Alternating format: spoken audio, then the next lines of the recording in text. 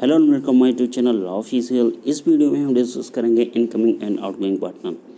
ये मेंशन है चैप्टर 5 में from section 31 to 38 of Indian partnership and the title is incoming and outgoing partner. Section 31 deal करता है admission of the partner, जिसमें 31 sub section 1 में बताया गया है mode of introduction of a new partner, और सेक्शन 31 सब सेक्शन 2 में बताया गया है liability of newly admitted partner. 3 modes बताए गए हैं कि कैसे किसी भी पार्टनर को एडमिट किया जा सकता है किसी भी फर्म में। पहला है subject to the contract between the partner, दूसरा है to the provisions of the section 30 क्योंकि है admission of minor as a partner, और थर्ड बताया गया है no partner shall be introduce into the firm without the consent of the partner. हम ये डिस्कस करेंगे फर्दर स्लाइड्स में। तो the first mode of the introduction of a partner is introduction with the consent of the all partners, जो कि यहाँ पे green colour से हाईलाइट किया गया है consent of the all the existing partner. Mode of introduction of new partner, so जो first introduction with the consent of the all partners, that it says that no person shall be introduce as a partner into the firm without the consent of the all the existing partner. It's mean that किसी भी new partner को नहीं introduce किया जा सकता है until and unless वहाँ पे एग्जिस्टिंग पार्टनर्स का कंसेंट ना हो उस पार्टनर के एडमिशन को लेकर। जो पार्टनरशिप है वो बेस्ड होता है mutual confidence and trust. So obtaining the consent of the all existing partners is sine qua non to introduce a new partner. Sine qua non mean something which is indispensable. Next method है introduction in accordance with the contract between the partners, जो कि यहाँ पे red colour से highlight किया गया है। If a contract between the partner permit the introduction of a new partner even without the consent of the all existing partner, that can possibly done. It's mean अगर किसी partner को exclusive right they दी जाती है कि आप किसी भी partner को इंट्रोड्यूस कर सकते हैं in a contract, then he can do so without obtaining the consent of the all the existing partner. In such case, even if some of the partners are unwilling to the introduction of some particular person, they will be bound by their contract and the introduction will be valid. Later अगर वो उस particular person को as a partner introduce करने में कोई unwillingness दिखाते हैं तो वो ऐसा नहीं कर सकते हैं, क्योंकि वो कॉन्ट्रैक्ट के थ्रू बाउंड हो जाते हैं और उनके अनविलिंगनेस का जीरो इफेक्ट होगा अपॉन दैट पर्टिकुलर पर्सन जिसे as a new partner introduce करना है। फॉर एग्जांपल ABC किसी भी पर्टिकुलर फर्म में एक पार्टनर है, जिसमें ए को कॉन्ट्रैक्ट के थ्रू एक्सक्लूसिव राइट दी जाती है कि आफ्टर द रिटायरमेंट और the death of A, his son that is D shall be introduced as a partner in his place. Then A can introduce his son as a partner into the firm. Even अगर B और C कोई unwillingness दिखाते हैं regarding the introduction of D as a partner, he cannot do so, and introduction of D as a partner will be a valid introduction. ये particular cases love group versus Nelson और brain versus Riyadh में discuss किया गया है, जिसका video मैंने YouTube पे पहले ही सेपरेट वीडियो बना के अपलोड कर दिया है, आप उसे देख सकते हैं।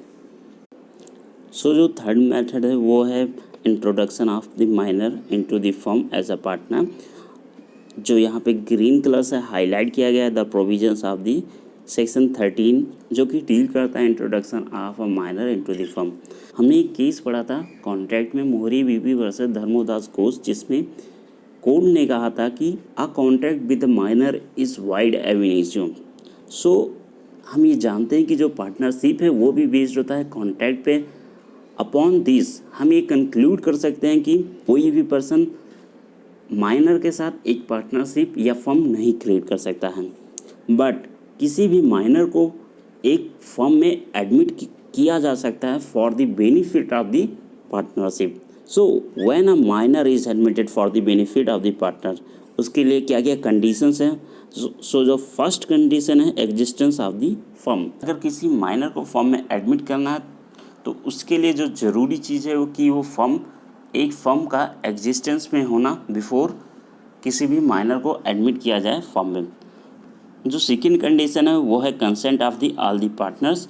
मीन अगर किसी भी माइनर को इंट्रोड्यूस करना है as a partner into the firm, वहाँ पे जो एग्जिस्टिंग पार्टनर्स हैं उनकी कंसेंट लेना ज़रूरी होता है। थर्ड है वो है minor only gets benefit not liability. It's mean अगर किसी भी माइनर को किसी भी फॉर्म में इंट्रोड्यूस किया जा रहा है, उस केस में माइनर को इस पर्पज़ से नहीं इंट्रोड्यूस किया जाना चाहिए कि जो माइनर है वो बेयर करेगा लाइबिलिटी, बल्कि उसको इस पर्पज़ से इंट्रोड्यूस किया जाना चाहिए कि माइनर को एक बेनिफिट मिलेगा। सो अब हम समझ लेते हैं कि अगर किसी माइनर को फॉर्म में इंट्रोड्यूस कर दिया जाता है तो उसकी लाइबिलिटीज़ क्या होंगी। Minor after attaining the age of majority, अगर कोई माइनर जब एज ऑफ मेजॉरिटी क्रिएट कर लेगा उस समय उसकी लाइबिलिटीज़ क्या होंगी, उस माइनर को क्या प्रोसीजर फॉलो करना पड़ेगा। जब पर्टिकुलर माइनर मेजॉरिटी एज को अटेन कर लेगा उसके पास दो कंडीशंस होंगे। जो पहला कंडीशन होगा या तो वो कंटिन्यू करें और दूसरा कंडीशन होगा या तो वो रिटायरमेंट ले लें। अगर वो पर्टिकुलर माइनर कंटिन्यू करता है as a partner into the firm, उसको एक पब्लिक नोटिस देनी होगी जो कि बताया गया है सेक्शन 72 में। अगर वो रिटायरमेंट को ऑप्ट करता है उस केस में भी पब्लिक नोटिस देनी होगी जो कि बताया गया है सेक्शन 72 में। और वो पब्लिक नोटिस कब देनी होगी, within the 6 month of the attaining of the majority या फिर obtaining the knowledge whichever is later. अब इसको हम समझ लेते हैं कि इसको पब्लिक नोटिस कब देनी होगी। मान लीजिए कोई माइनर है जो एज ऑफ मेजॉरिटी अटेन करता है 1 जनवरी 2019 को, बट उसको 16 अप्रैल 2019 को पता चलता है कि वो किसी भी फर्म में इंट्रोड्यूस किया गया था एज अ पार्टनर। सो जो यहाँ पे लेटर डेट होगा वो होगा 16 अप्रैल 2019। सो यहाँ पे जो लेटर डेट होगा वो होगा 16 अप्रैल 2019। इस तारीख के 6 मंथ के बीच में उसको पब्लिक नोटिस देनी होगी जो कि 16 नवंबर 2019 तक उसको पब्लिक नोटिस देनी होगी, चाहे वो कंटिन्यू करे एज अ पार्टनर करता है retirement from the firm. In case अगर वो भूल जाता है या फिर पब्लिक नोटिस नहीं देता है, then he would be deemed to be partner of the firm and also he sustain the liability of the firm. Mean अगर वो भूल जाता है या फिर पब्लिक नोटिस नहीं देता है, इन दैट केस समझा जाएगा कि वो पार्टनर है इनटू द फर्म एंड के द्वारा किए गए सारे काम के लिए वो लायबल होगा। If he continues to be the partner, the date of liability would be retrospective, that is 1 January 2019.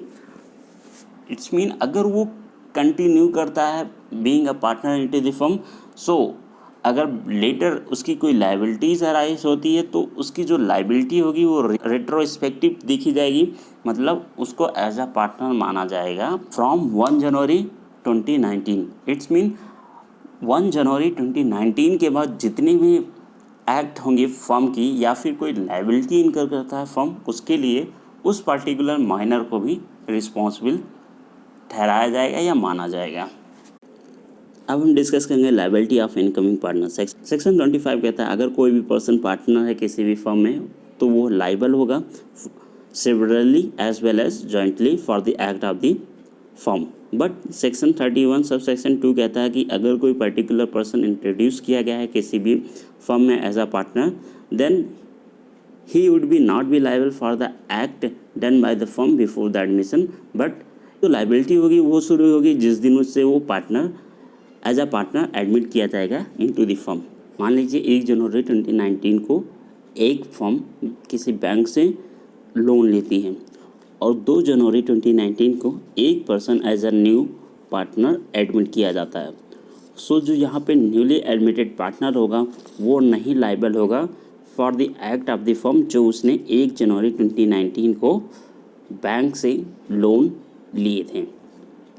But अगर जो न्यूली एडमिटेड पार्टनर है वो एग्री कर जाता है कि जो पार्टनर एडमिट हुआ है वो प्री एग्जिस्टिंग लाइबिलिटीज़ है, मतलब जो 1 जनवरी 2019 को फर्म ने लोन लिए थे बैंक से उसको भी वो बेयर करने के लिए लाइबल है, या फिर जो न्यूली एडमिटेड पार्टनर है वो एग्री हो जाता है कि वो प्री एग्जिस्टिंग डेब्ट को भी वो बेयर करेगा। सो इन दैट केस वो ऐसा कर सकता है। So can incoming partner bear the pre existing liabilities, मतलब कि अगर कोई लाइबिलिटीज़ पहले इनकर की गई है फर्म के द्वारा उस चीज़ के लिए जो न्यूली एडमिटेड पार्टनर है क्या उस चीज़ के लिए वो लायबिलिटीज़ को बेयर कर सकता है? So answer is yes.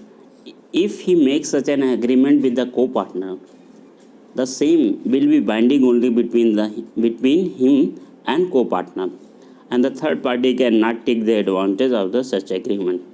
अगर वो न्यूली इनकमिंग पार्टनर एग्रीमेंट के थ्रू रेडी हो जाता है कि वो प्री एग्जिस्टिंग लाइबिलिटीज़ को बेयर करने के लिए तैयार है, तो वो ऐसा कर सकता है, बट ये सिर्फ बाइंडिंग होगा उसके और को पार्टनर्स के बीच। The basis of the liability for the past act in such a case will be the agreement rather than the fact of his admission as a partner. वो जो लाइबिलिटी बियर करेगा उसका जो बेस होगा वो होगा एग्रीमेंट, rather than कि उसे as a new partner admit किया गया है इसलिए वो उस पार्टिकुलर लाइबिलिटी को बेयर करेगा।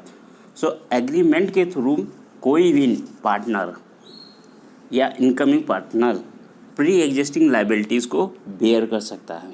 नेक्स्ट है introduction of new partner liability of incoming partner in respect of pre existing depth. मान लीजिए कोई फर्म है वो किसी भी बैंक से 10 लाख रुपीस लोन लिए थे। अब नाउ जो फर्म की लाइबिलिटी अराइज होती है कि वो उस 10 लाख रुपीस को रीपे करें, बट यहाँ पे पूछा जा रहा है इनकमिंग पार्टनर की लाइबिलिटी क्या होगी in respect of pre existing depth, उस डेप्थ के रिस्पेक्ट में उसकी लाइबिलिटी क्या होगी। As a general rule new incoming partner की लाइबिलिटी नहीं राइज होती है, बट एग्रीमेंट के थ्रू अगर वो कंसेंट दे देता है कि हाँ वो प्री एग्जिस्टिंग डेप्थ को भी बेयर करने के लिए रेडी है, देन इन दैट केस उसकी भी लाइबिलिटी अराइज हो जाती है, but the conditions need to be fulfil. पहली कंडीशन है कि जो लाइबिलिटी वो एज्यूम कर रहा है उसके रिस्पेक्ट में उसको नॉलेज होनी चाहिए, पर्टिकुलर फर्म के ऊपर एक लाइबिलिटी पहले से है। जो दूसरा कंडीशन है वो है क्रेडिटर एक्सेप्ट करे न्यू इनकमिंग पार्टनर को as a debtor. Now it's time to say goodbye until we meet in our next video. Till fall, like, share and subscribe this video.